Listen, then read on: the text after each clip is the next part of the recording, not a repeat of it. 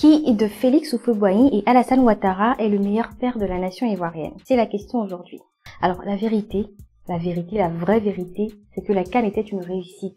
Et ça a propulsé la popularité du président ivoirien Alassane Ouattara. Regardons et analysons ces images par exemple. Les larmes de Ouattara, l'image de la première dame, le costume traditionnel, la casquette. En fait, je pense qu'il y a une vraie stratégie d'exposition médiatique. Il paraît qu'il y a certains partisans qui le poussent à se présenter à un 4e mandat. Et il est maintenant tellement populaire que ça pourrait passer.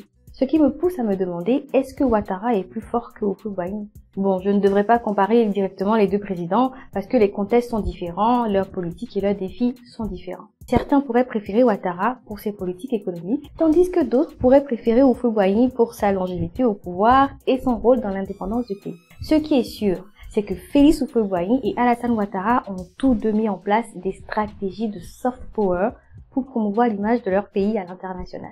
Le soft power d'Houphouët-Boigny reposait principalement sur sa politique de paix, dialogue, prospérité et hospitalité. Il a été très bon en diplomatie.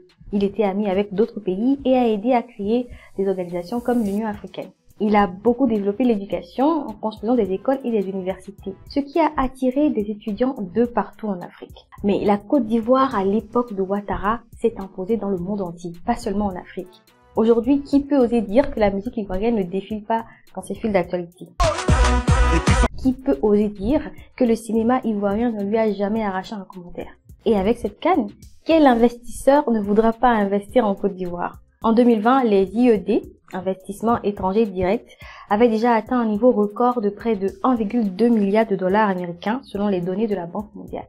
En plus de promouvoir l'image de la Côte d'Ivoire à l'international, le régime actuel fait également quelques petits progrès sur le plan social. Par exemple, le gouvernement a fait passer le SMIC de 60 000 francs CFA à 75 000 francs en début d'année 2023.